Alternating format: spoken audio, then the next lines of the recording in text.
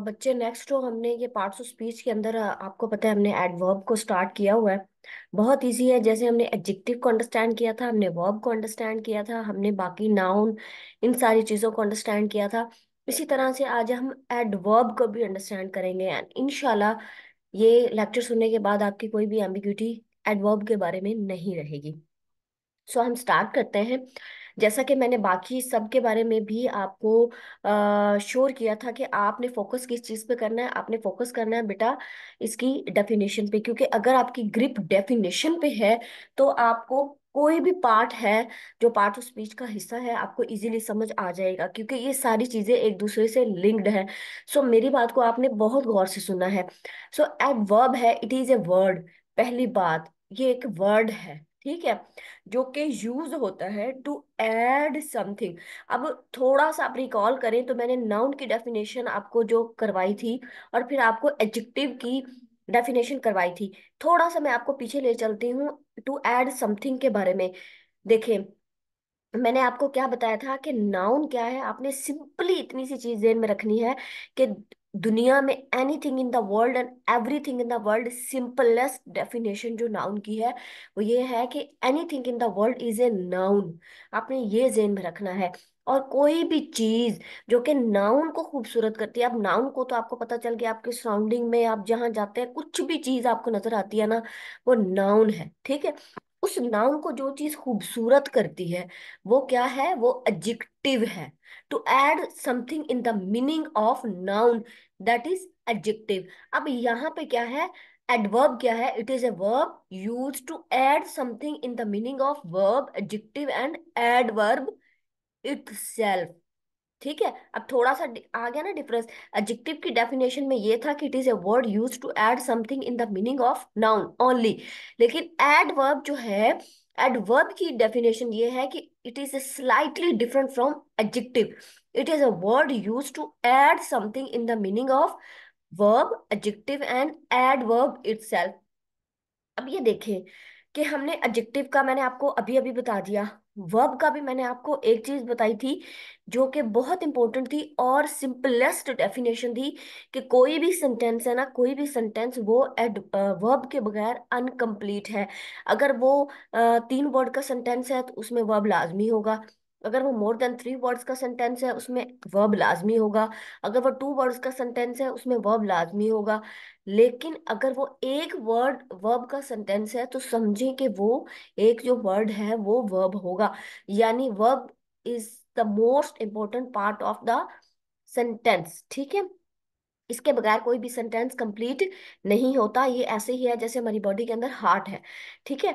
अगर हार्ट नहीं तो बॉडी नहीं, सेम इसी तरह वर्ब नहीं तो सेंटेंस स्ट्रक्चर नहीं। तो ये सिंपलेस्ट फॉर्म है। अब दो मैंने आपको काइंड बताई थी, थोड़ा सा रिकॉल करके आप देखें, helping verb and action verb, ठीक है। Some time action verb and helping verb दोनों ही सेंटेंस के अंदर होते हैं।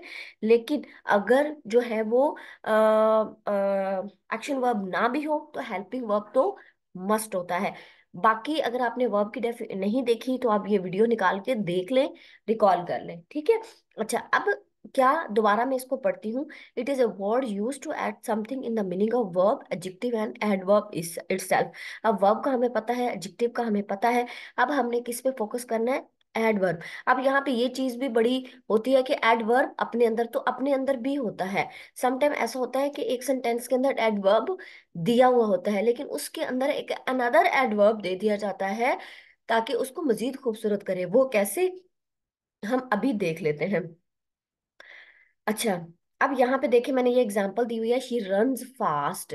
अब जिस बंदे ने वर्ब को अच्छे से पढ़ा हुआ है, समझा हुआ है, उसे समझ आ जाएगा कि रन्स क्या है, एक्शन वर्ब है, ठीक है। और इसके आगे जो फास्ट, इसको रन को मजीद इसमें मीनिंग दे रहा है कि भाई वो भागता तो है लेकिन तेज भागता है। तो वो जो तेज भागना है वो क्या है, एड वर्ब है, ठीक है।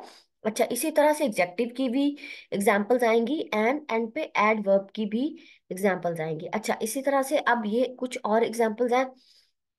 जैसे है कि आमिर प्लेज स्लोली, ठीक है। आमिर प्लेज, अब प्ले क्या है, एक्शन वर्ब है, ठीक है, स्लोली यानी वो खेलता है लेकिन आहिस्ता खेलता है। अब कुछ जो बच्चे हैं उन्होंने एक चीज का रट्टा लगाया होता है कि भाई ऐसा एक वर्ड जिसके एंड पर एल वाई आए तो वो एडवर्ब होता है। ऐसा नहीं है, ये एक जो है वो कंजर्वेटिव डेफिनेशन है, कंजर्वेटिव कंसेप्ट है, तो इसको जेहन से निकाल दें। ऐसा नहीं होता है कि ऐसा कोई वर्ड जिसके एंड पर एल वाई आए तो वो क्या होता है, एडवर्ब होता है, ऐसा नहीं होता। ठीक है। अच्छा, अगर आपको डेफिनेशन याद है तो फिर आपको पता चल जाएगा कि एडवर्ब क्या है। अब आमर प्लेज स्लोली, मुबीन राइट्स ब्यूटीफुली, वो लिखती है लेकिन खूबसूरती से लिखती है। आई एम स्लाइटली लेट, अब ये देखे स्लाइटली क्या है, इटसेल्फ एडवर्ब है। ठीक है, लेकिन लेट क्या है, वो भी एडवर्ब है। तो एडवर्ब इटसेल्फ एडवर्ब को, अब ये दोनों एडवर्ब एक ही जगह पे आ रहे हैं। ठीक है, she he is such a tall boy. अब सच क्या है, अगर आप थोड़ा सा पीछे जाए तो मैंने आपको क्या बताया था, सच क्या है, वो है एडजेक्टिव। ठीक है, इसकी डेफिनेशन इसकी हमने काइंड्स भी की थी, adjective of quality, adjective of quantity, adjective of numbers. तो उसमें आपको समझ आ गई होगी कि सच क्या है, एडजेक्टिव है। ठीक है। अब देखा हमने जो है वो ऊपर इस डेफिनेशन में वर्ब के मीनिंग ऐड कर रहा है एडवर्ब, नीचे भी वर्ब के ऐड कर रहा है, उससे नीचे एडवर्ब के कर रहा है, और इससे नीचे इस डेफिनेशन के अंदर क्या कर रहा है, एडजेक्टिव के कर रहा है। तो तीनों चीजें पूरी होगी, समझ आ गई आपको? ओके, कोई बात नहीं, हम इसके काइंड्स देख लेते हैं। अच्छा, काइंड्स में आपको मजीद अच्छे से समझ आ जाएगी। ठीक है। अच्छा, अब ये मैंने एक टेबल बनाया हुआ, आपने इस टेबल को मेमोराइज करना है। अब किस तरह से होता है, 5 डिफरेंट वेज से जो सेंटेंस वो है एडवर्ब है, वो सेंटेंस में यूज होता है। अगर ये 5 तरीके आपको फिंगर टिप्स पर हैं, इनकी अंडरस्टैंडिंग है, तो जो एडवर्ब है इट्स नॉट डिफिकल्ट। ठीक है, आपको अभी याद होने वाला है।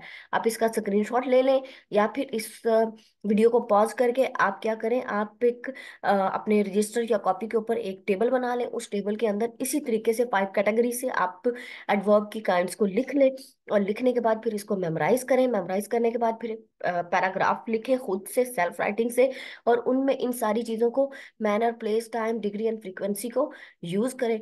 कैसे नहीं आता आपको एडवर्ब, 1 मिनट में आ जाएगा। ओके, अब ये देखिए, पहला मैनर, तरीका, loudly, quietly, badly, well, nicely, fast, slowly.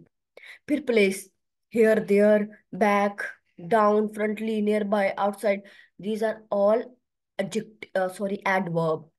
ठीक है, अब फिर टाइम के हिसाब से होता है, नाउ, यस्टरडे, टुमारो, देन, सून, ऑलवेज, टुडे। अब यस्टरडे आ जाए, टुमारो आ जाए, तो हम कहते हैं भाई ये क्या है, भाई ये एडवर्ब है। ठीक है। फिर डिग्री के किस हद तक, एब्सोल्युटली कम है, थोड़ा है, ज्यादा है, absolutely, almost, just, fully, enough, too, completely. देखिए ये डिग्री बता रहा है ना, समझ आ रही है ना आप लोगों को? फिर फ्रीक्वेंसी, और फ्रीक्वेंसी का मतलब ये चीज होता है कि भाई वो कितनी दफा, कितनी बार, कैसे होता है। सम टाइम हो जाता है, ऑफन हो जाता है, सेल्डम होता है कोई काम, मैनी टाइम हो जाता है, नेवर होता है, कईनली होता है, यूजली हो जाता है। तो अब ये देखें कि वो जो कंसेप्ट था एक पुराना कंजर्वेटिव कंसेप्ट के एंड पर एल वाई आए तो भाई वो तो इट मीन्स के आपके ये देखे सिर्फ मैनर्स वाले में आ रहा है। तो what about place, time, degree and frequency? तो इसका मतलब है आप तो मास्टर नहीं हो ना, you are not master adverb. तो अब आपको मास्टरी हासिल हो गई होगी। फिर भी अगर कोई एम्बिग्यूटी है, फिर भी अगर कोई आपको डाउट्स हैं, या कोई ऐसी नई चीज है जो कि मैंने अपने लेक्चर के अंदर मिस की है, और आपको लगता है कि वो ऐड होनी चाहिए, तो मुझे कमेंट बॉक्स में लाजमी बताएं। ठीक है, बाकी आपको एडवर्ब की यहाँ तक समझ आ गई होगी। ठीक है, इसको अच्छे से याद कर लें। इसको याद करने के बाद अब कोई भी आप सेंटेंस बनाएंगे और उसमें अगर एडवर्ब को चूज करना होगा तो आप इजीली चूज कर लेंगे। स्टे ब्लेस्ड, अपना ढेर सारा ख्याल रखिएगा।